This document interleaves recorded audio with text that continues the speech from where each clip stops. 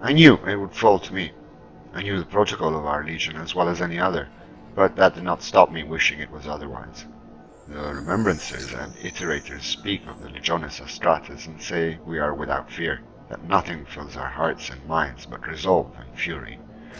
Of the Imperial Fists they say more, that we have souls of stone, that emotion is silent inside our flesh.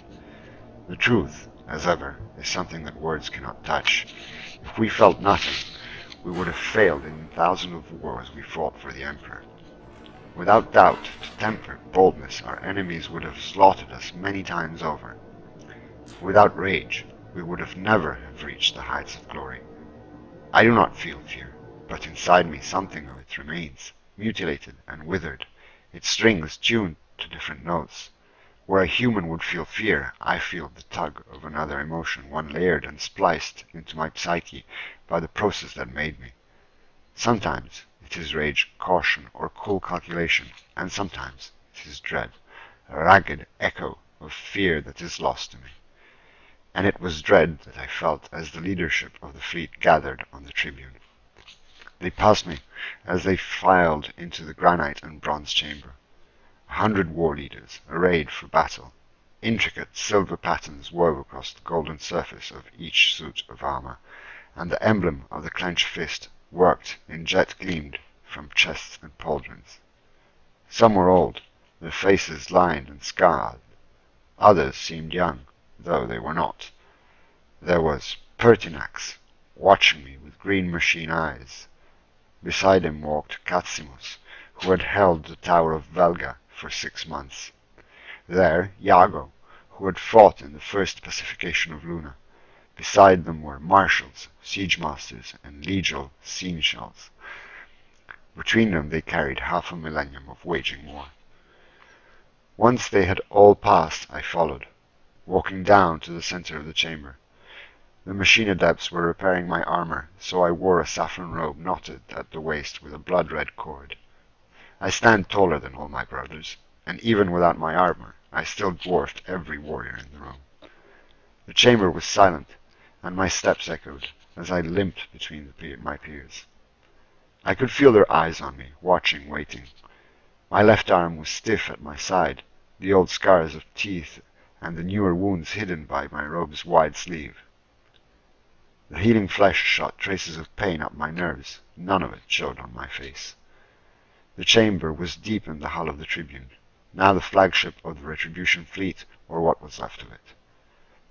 Polished bronze lined the walls, and its floor descended in tiers of black granite.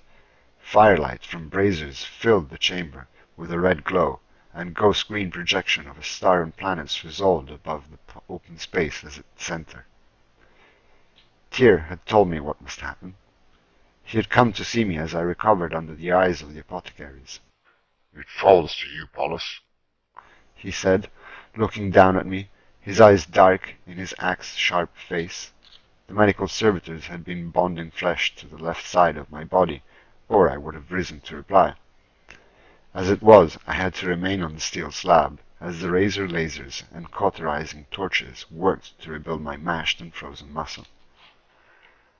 "There are others more worthy," I had said, without breaking his stare. The edge of his sneer twitched at the edge of Tyr's mouth. Control is one of the first qualities required of an Imperial fist, and I had no doubt that Tyr's hint of derision was no slip. Maybe he thought my words a sign of weakness, a betrayal of flaw not yet discovered in my decades of service. Perhaps he simply did not like me. We are brothers, bonded together by oaths and the blood of our Primarch, but brotherhood does not require friendship. In truth, I do not know what he thought. I have always been apart, unable to read the signs of my Legion's brothers' thoughts. They are a blank to me, and perhaps me to them. Tyr had shaken his head, the hunched shoulders of his Terminator armor shifting with a small movement. "No, brother. You are Yonat's pupil, the higher to his command, the Primarch, and Sigismund passed it to him. Now it is yours, but it is not yours to refuse." I had looked into Tyr's eyes, that were so like our Primarch's. I had not spoken from false modesty. There were others more worthy to lead the force that was still a fifth of our legion's full strength. Better men had survived the wreck of the fleet, commanders with more campaign experience, higher in the rolls of honor, and more skilled at arms. Tyr was one such leader. I am no hero, no champion of the Legion. I know how to defend and attack, how to stand and not yield. I have nothing else. It is all I have. But we are Imperial Fists, and form and order is not something we set aside easily. Yonad had designated me as his successor. That command might fall to me so soon was a possibility I doubt he contemplated. But they had pulled me alive from a frozen wreck, and the storm had taken my mentor. Tyr was right. I could not refuse. It was my duty, and that duty led me in limping steps to the center of a circle of my peers. I stopped at the chamber's center, under the turning display, and looked up at the faces lining in the ranked tiers. 100 pairs of eyes glittered at me from the shadows. I felt deeply honored and completely alone. The truth was that I did not fear the command. Yonad was the Legion's finest fleet master, and I was his best pupil. I had commanded expeditionary fleets and campaigns of conquest. With Yonad dead in the storm, I was his heir. It was an honor the Legion had tutored and trained me for, but it was an honor I did not want. Our fleet was the Primarch's first answer to his brother's treachery. 561 ships and 300 companies had left the phalanx. First Captain Sigismund had been given command, but the Primarch had taken him back to Terra, and so we had jumped towards Istvan under Yonad's command.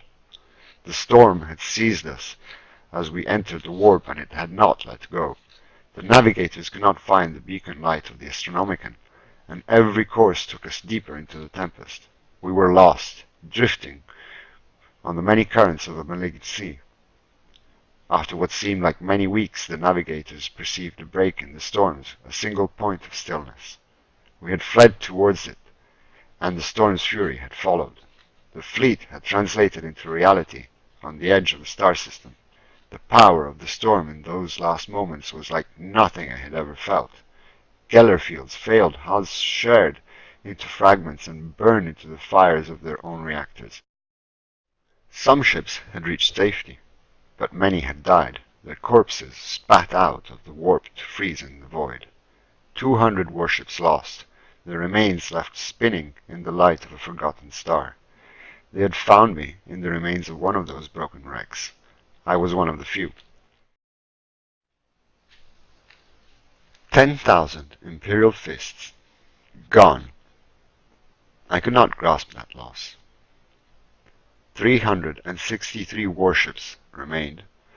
The fates of over 20,000 of my brother Imperial Fists were now in my hands. It was a weight that I had never carried before. I must, I thought. Even if it is more than I can bear, I must. I nodded once to the assembled chamber. Silence. Then 100 fists slammed into chest plates in unison. I gestured across the slowly rotating projection of the system we found ourselves in. Its name was Foul, a system so minor and unnoted that it existed only as an obscure footnote in navigational records. The projection spun, the orbiting planets disappearing as a section of the image grew to show the surviving Imperial Fist's vessels. I let it rotate for a moment. There was a question that all those present needed to consider. 500 vessels aimed at the heart of the greatest betrayal ever committed. 200 lost as they fled to the one point of calm amidst the storm. 2 planets, once inhabited, now empty. I looked at where shifting purple clouds represented the relative warp conditions around the system. Here we sit, surrounded by storms that drove us here. Cut off from communication, contained, trapped. I looked up at the watching faces. Some were nodding, as if seeing where I was going. Perhaps they had already seen the same elements of our situation and made the same judgment. I knew how to construct a trap, had used them in dozens of wars, and I knew what it was to kill a weakened and surprised enemy.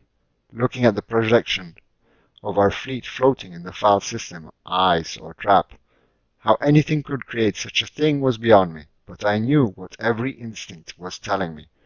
And if we have been trapped here, I said, and my voice carried through the silent chamber, who is coming for us? The Imperial Palace, Terra. His father waited for him at the summit of the oldest stronghold on Terra. The Bab Bastion was an irregular cylinder of rock that rose to the roof of the world like a finger pointing to the heavens. In the long millennia of old night warlords, kings and tyrants had made it their refuge, and even they had called it old. Now it was an ugly relic, surviving amongst the growing sprawl of the Imperial Palace. A blunt reminder of barbarity, fused in a momentum to illumination and unity. Sigismund wondered whether now the barbarity of the old fastness would triumph over the palace that had tried to tame it. The old ways and necessities are come again, he thought, as they always do. War had been the only constant of existence since mankind first walked under the rays of the sun, and it would last long after the same sun burnt to a cold ember. Of that he was certain.